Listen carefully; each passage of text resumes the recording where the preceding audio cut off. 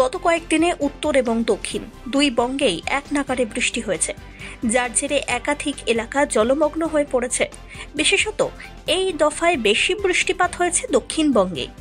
একই সঙ্গে মাইথন, পাঞ্চেত, দুর্গাপুর, মুকুটমণিপুর সহ একাধিক জলাধার থেকে জল ছাড়ার ফলে প্রায় বন্যা পরিস্থিতির সৃষ্টি হয়েছে বাঁকুড়া, পূর্ব মেদিনীপুর, পশ্চিম মেদিনীপুর, ঝাড়গ্রামের মতো জেলায়। প্রায় একই রকম অবস্থা হুগলি, হাওড়ার বিস্তীর্ণ অঞ্চলেও। বন্যা পরিস্থিতিতে চরম দুর্ভোগের শিকার হচ্ছেন স্থানীয় বাসিন্দারা। ইতিমধ্যেই কয়েক হাজার মাটির বাড়ি ভেঙে গিয়েছে বলে খবর। একই সঙ্গে বিস্তীর্ণ এলাকা জলমগ্ন হওয়ার ফলে বহু মানুষকে ত্রাণ শিবিরে সরিয়ে নিয়ে যাওয়া হয়েছে তাদের বাড়ি থেকে। বৃহস্পতিবার বন্যা পরিস্থিতি খতিয়ে দেখতে পূর্ব এবং পশ্চিম মেদিনীপুরের একাধিক জায়গায় পরিদর্শনে এলেন কেন্দ্রীয় প্রতিমন্ত্রী সুকান্ত মজুমদার। পরিস্থিতি খতিয়ে দেখতে ইতিমধ্যে সুকান্ত পূর্ব মেদিনীপুরের পাঁশকুড়ায় যান। সেখানে বানভাসীদের মধ্যে খাদ্য, ত্রিপল সহ অন্যান্য ত্রাণ সামগ্রী বিতরণ করেন।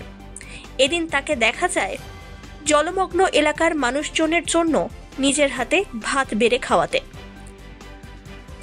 তবে শুধু সুকান্তই নন, একই সঙ্গে পূর্ব মেদিনীপুরের বন্যা দুর্গতদের জন্য বিশেষ ত্রাণ সামগ্রী বিতরণের ব্যবস্থা করেছেন বাঁধগুলোর নিরীক্ষণ বা ইঞ্জিনিয়ার দ্বারা, এবং এই বাঁধগুলোতে কোথায় কি ক্ষয়ক্ষতি আছে, জঙ্গল পরিষ্কার এবং তার সাথে কোথায় ঘোপ অর্থাৎ বাঁধের কোথায় ফাটল হয়ে আছে, গর্ত হয়ে আছে, সেগুলো দেখা। এই আগামী 1 বছর ধরে বন্যা নেমে যাওয়ার পর হওয়া উচিত, বিশেষত বর্ষাকাল আসার আগে হওয়া উচিত, কিন্তু প্রত্যেকবার আমরা দেখি কিছু হয় না। মুখ্যমন্ত্রী মিডিয়াতে বলেন ম্যান মেড, এবছরও বলছেন আগামী বছরও কিছু করবেন না, ম্যান মেড বন্যা। আজকে বাঁকুড়াতে মুখ্যমন্ত্রী আমি মাননীয় মুখ্যমন্ত্রীকে বলবো যে আপনি এই যে বন্যা হলে আসছেন, তার থেকে বেটার হয় যদি বন্যাটাকে আটকানো যায়।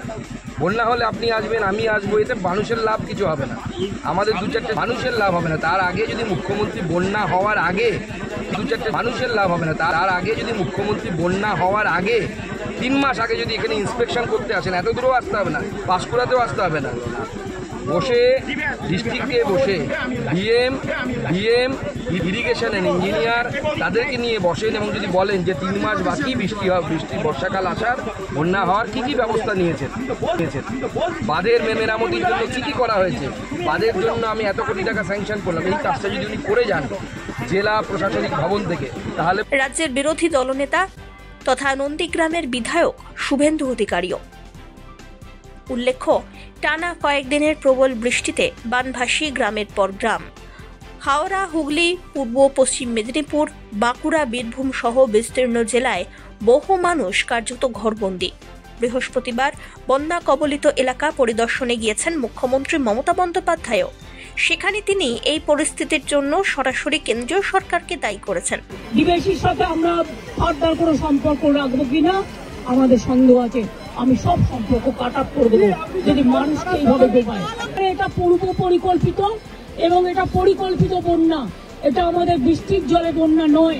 বৃষ্টি হয়েছে 3-4 দিন, কিন্তু এটা ম্যান মেড প্ল্যান। আমি আবার আপনাদের দক্ষিণবঙ্গের বিস্তীর্ণ অঞ্চলে ফলে পুজোর আগে ব্যাপক ক্ষয়ক্ষতির মুখে সে সমস্ত এলাকার সাধারণ মানুষ, তা বলাই বাহুল্য। Bureau report, one India Bangla.